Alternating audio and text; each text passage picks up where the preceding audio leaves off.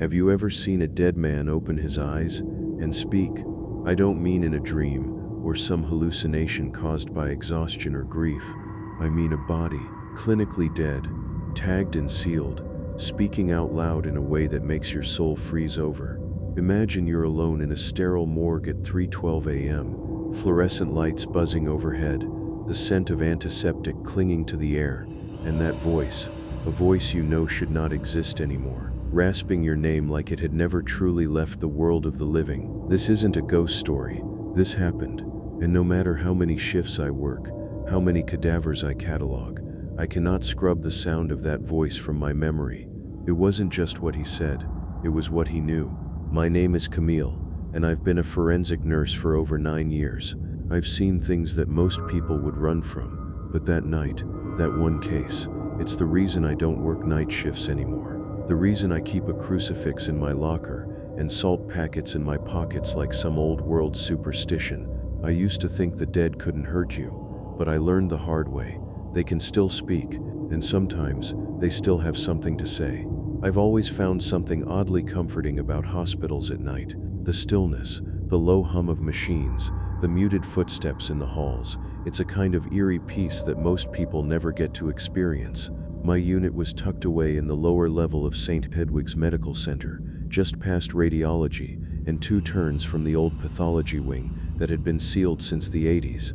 We called it the cold row, not just because of the temperature, which always ran lower down there, despite maintenance swearing the system worked fine, but because that's where the morgue sat, quiet, sealed, forgotten by most. Forensic nursing isn't like general practice. We don't do bedpans and blood pressure cuffs.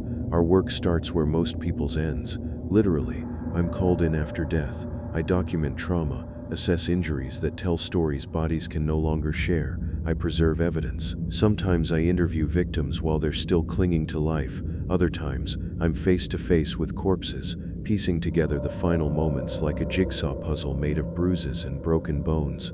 I'd worked the graveyard shift by choice. Less noise, fewer interruptions, but it also meant I was often alone with the dead. The morgue was always dim, that sterile white tile catching the flicker of overhead fluorescence that never stopped humming. The steel drawers lined both walls, all numbered, some occupied, others not. There was a scent that never quite left your clothes, formalin and decay, sweet and chemical and heavy.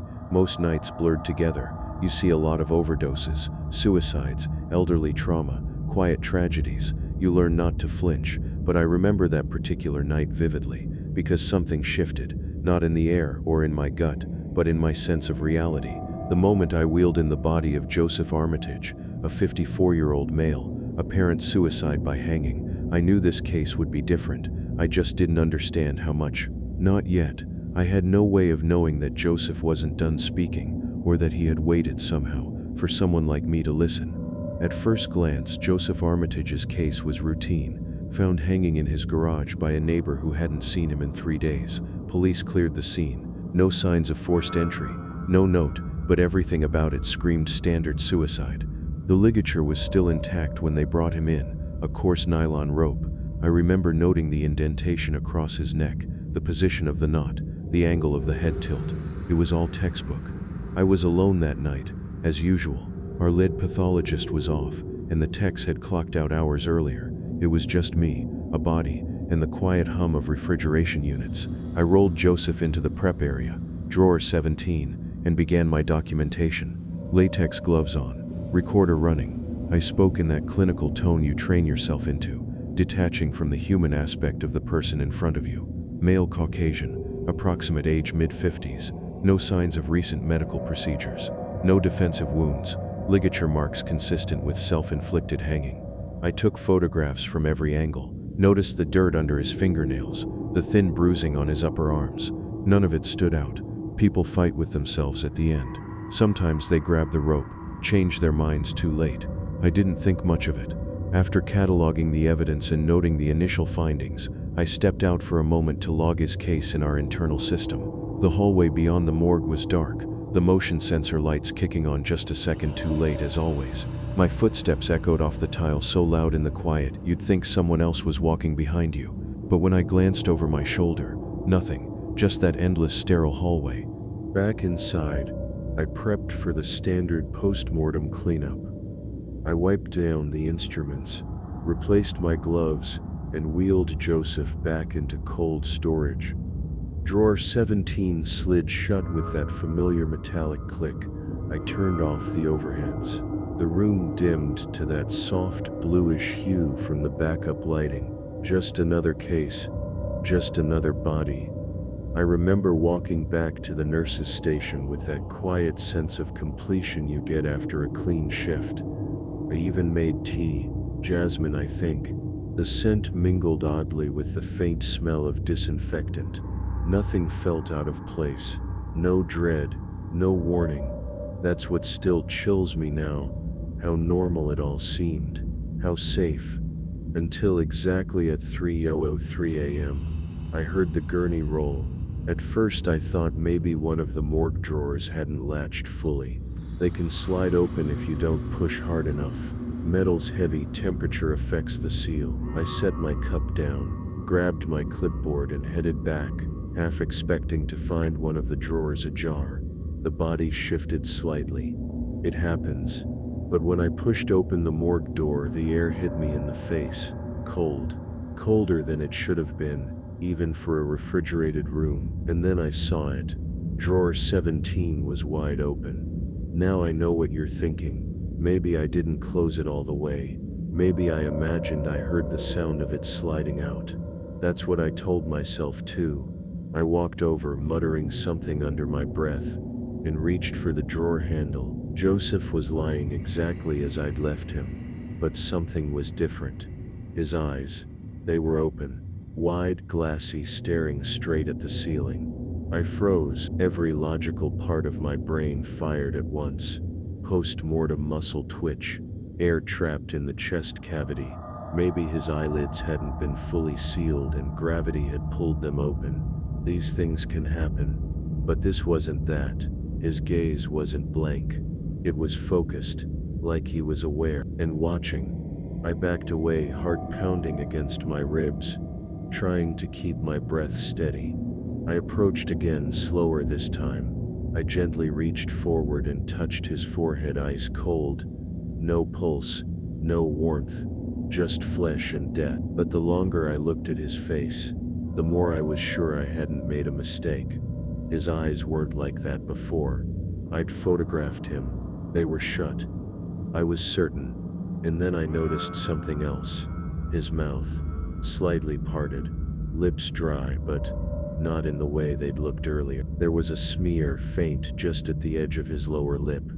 It looked almost like blood. Not fresh, but not there before.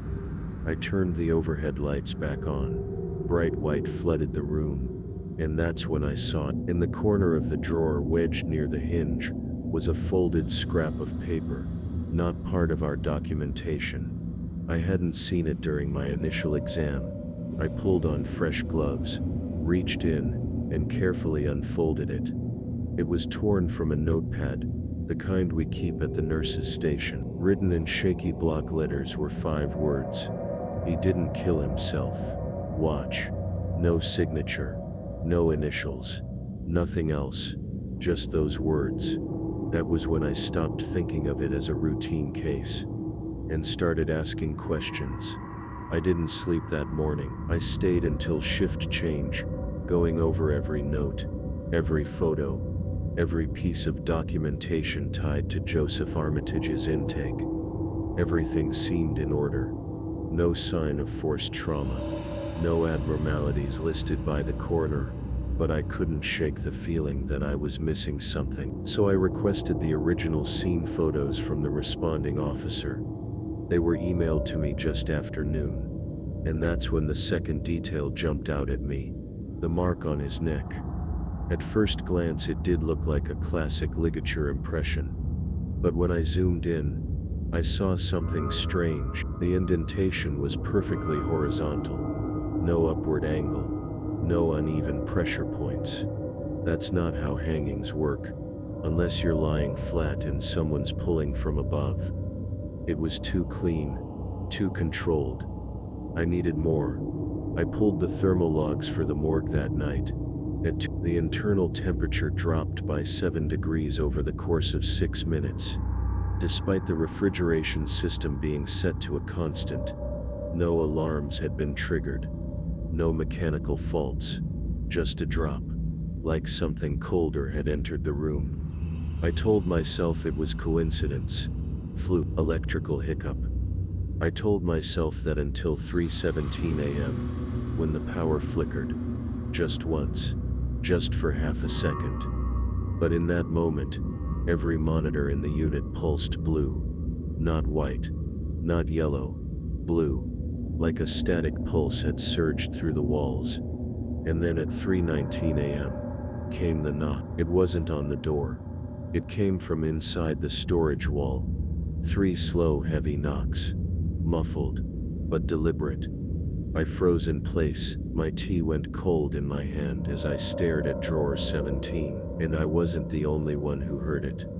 The security camera in the hall outside picked up movement. A faint shadow passed just beneath the glass window of the door, though no one had entered or exited the morgue.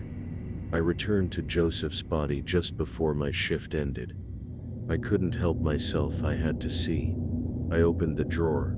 His eyes were closed again, but his hands, they weren't folded across his chest like I'd left them. They were clenched into tight, trembling fists. I pried the right one open slowly.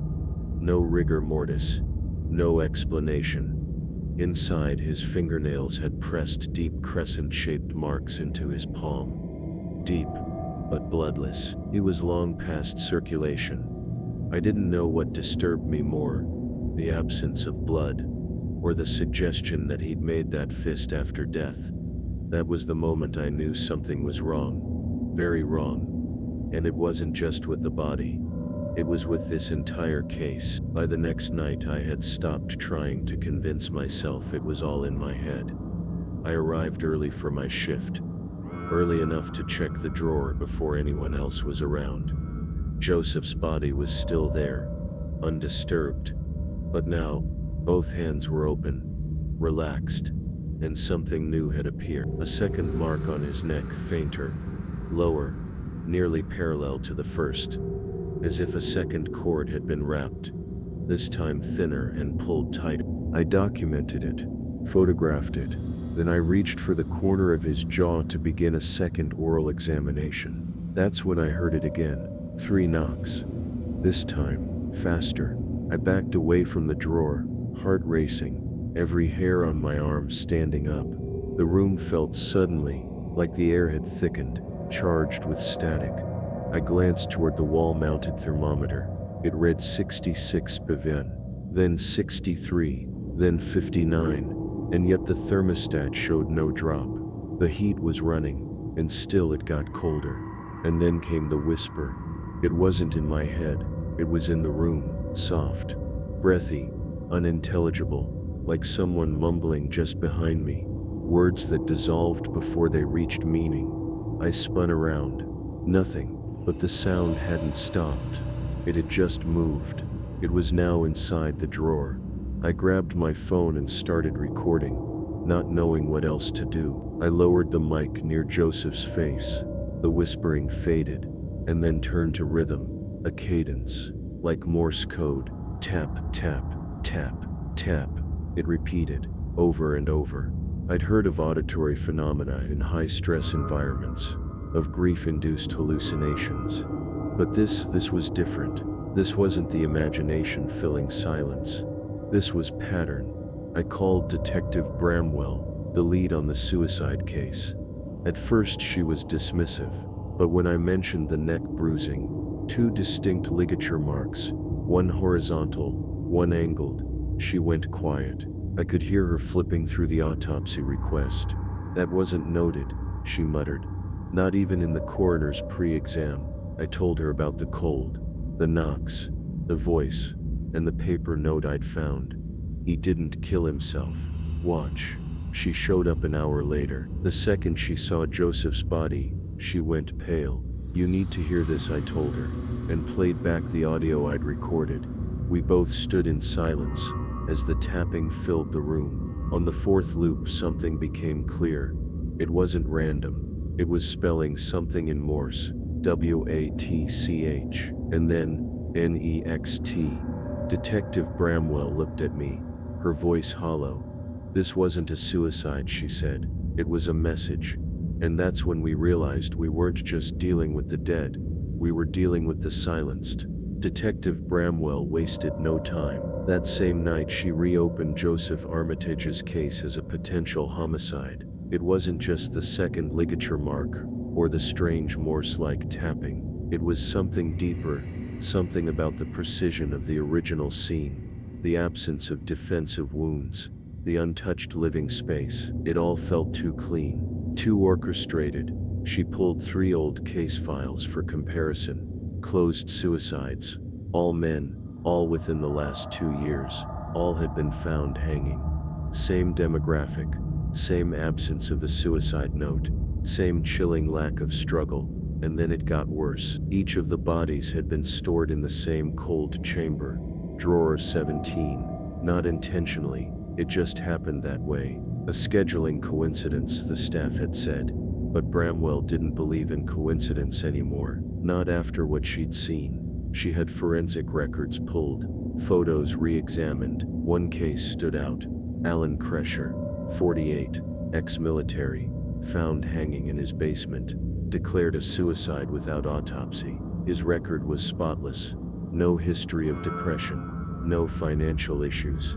But the ligature marks. Same unnatural line. Same clean compression. And his eyes open, just like Joseph's. Though the ME at the time had written it off as post-mortem eyelid retraction. We tracked down the lab tech, who handled Alan Kresher's intake.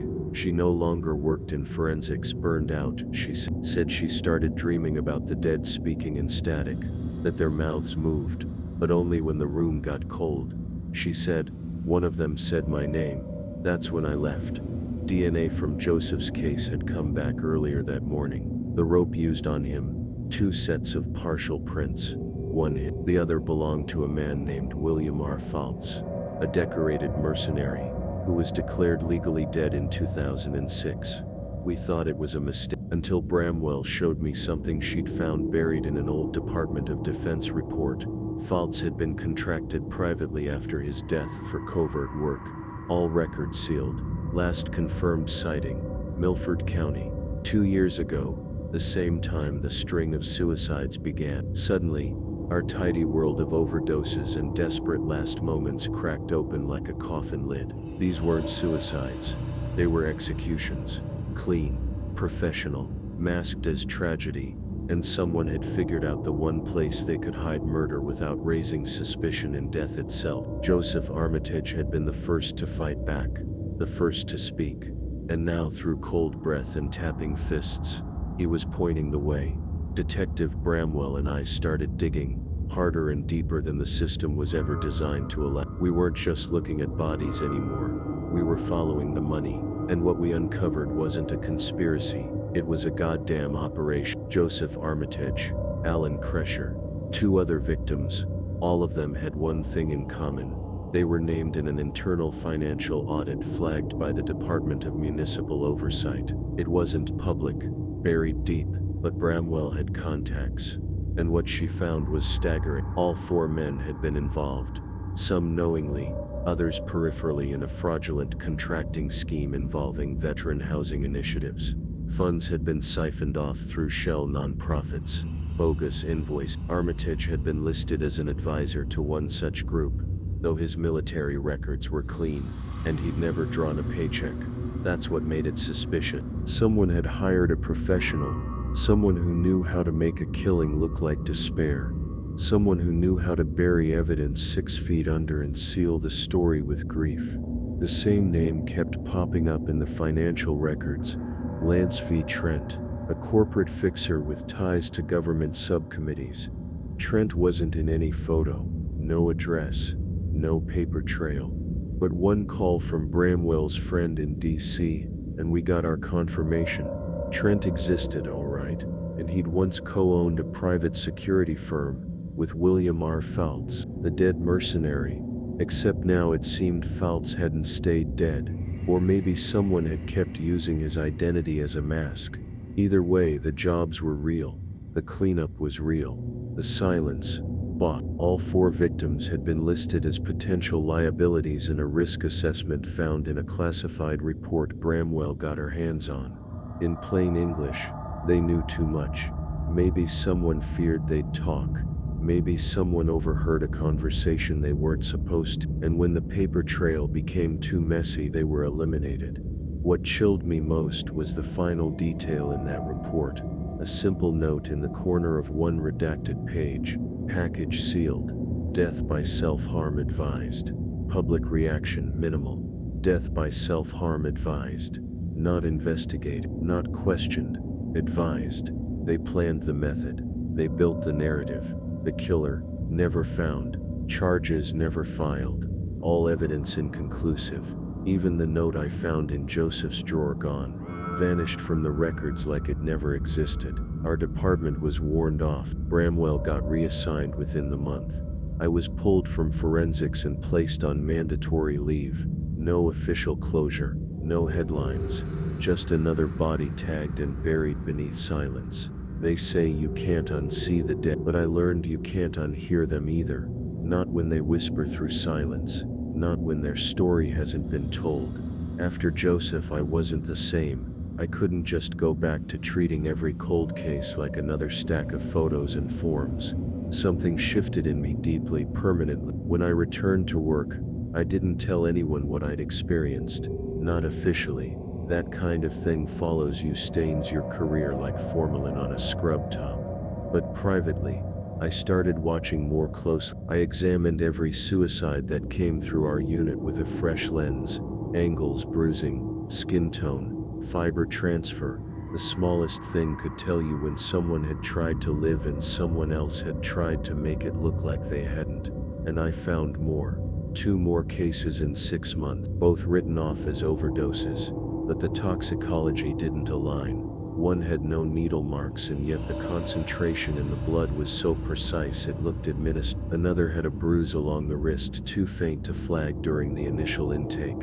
But under UV you could see it, a grip, a hold, like someone had pinned her arm down before injecting her. Both had closed cases. Both had been cremated within 48 hours. But their silence echoed, just like Joseph's. I documented everything I could, unofficially. I created my own file, not on paper, digitally, encrypted, cloud distributed. If someone came looking to bury the story again, they'd find it already breathing out in the world. I never said his name again at the nurse's station. I never mentioned drawer what, but I kept salt in my pockets. I kept the lights on longer than needed. I listened for knocks. That experience rewired my brain. My instincts, my purpose. Forensic nursing stopped being a job and became a call, because once I heard a dead man speak. He told me what really happened, and I listened, and I promised myself if there were others like him, trapped in silence, buried beneath falsified death certificates and polite apologies to grieving families, I'd be there, I'd find them, and I'd help them speak. So now when a body comes in under self-inflicted, I don't just see a statistic, I see a question, and I start listening for the answer. People think horror wears a face, blood, teeth, a scream in the night. But I've learned the most terrifying thing is the quiet, the ordinary, the clipboard on a nurse's desk, the ticking of a wall clock at 3 a.m., the perfectly filed chart that tells a story too clean to be real. You get used to the silence in a morgue, the stillness of the dead. But that's the lie, isn't it? Because sometimes they speak, and not in ways that make sense to the living. Not in language, not in words. They speak in smudged fingerprints and bruises no one explains, in temperatures that fall like breath over a grave. They speak in taps on metal drawers, in closed eyelids that open between blinks, in voices that rise through static recordings no one meant to capture. And if you're willing to listen, really listen, you'll hear it. Joseph wasn't just a man who died. He was a man who fought to leave a message behind. And I think something helped him, something unseen. Call it residual energy, call it his will, his rage, his unfinished purpose. Or maybe there was something else in that morgue, something that knew the truth was being buried, and refuse to let it rest. There are moments I still hear that whisper, late at night, alone, not quite sound, more like the memory of sound, like the echo of someone who once existed, reaching out across that impossible gap between what we believe and what is. And in those moments I ask myself, what if I had ignored him? What if I had turned away, called it coincidence, closed the drawer and gone back to my tea? How many others have been ignored because their stories made people uncomfortable, because their deaths were inconvenient? And if we don't listen, how long before it's us they try to reach? I used to think death was the end of the story, that once the body was still, everything else was silence. Now I know better. Sometimes the dead scream in silence, and sometimes they whisper. So, if you ever hear a knock in the night, a tap on the wall, a breath that isn't yours, listen, because someone might be trying to tell you what happened. And if it's true, if they really can speak after death, then I'll be here, still listening, always listening. I've tried to forget that night, tried to pack it away with the other dark things I've seen in my work, but Joseph won't let me. Not because he haunts me, no, not like that, but because his voice changed everything, his presence, his refusal to be silent. And since then, I see the world differently. When I walk the halls during the night shift, I notice the little things, how the air moves in a room when no vents are on, how a cold draft hugs the floor like fog that never rises, how machines sometimes blip for no reason, or so they say. I find myself lingering a second longer with every body, just in case, just to be sure they've said all they needed to say. I believe some part of Joseph reached out, clawed through whatever wall separates our world from what comes after. Maybe it was justice, maybe vengeance, maybe desperation, or maybe it was something more ancient than grief, something that refuses to let the truth die quietly. And now I carry that responsibility with me. I document everything. I keep backups of backups. I ask questions when I shouldn't, and I look too closely when I'm told not to. It's made me an outsider in some ways. Colleagues call me superstitious, maybe I am. But if that means listening when everyone else looks away, then so be it. So I leave you with this. If you work around death, pay attention. If you're in a hospital at night, walking alone down a silent corridor, stop and listen. If the air feels colder than it should, or the silence stretches too long, pause, because sometimes the dead have more to say. And if you're ever standing by a morgue drawer, and you hear a knock from inside, don't run, don't scream, just listen, because if it's someone like Joseph, someone silenced, buried in lies, reaching back to be heard, then listening might be the only thing left we can do for them. And if it is true, I'm still listening, and I always will.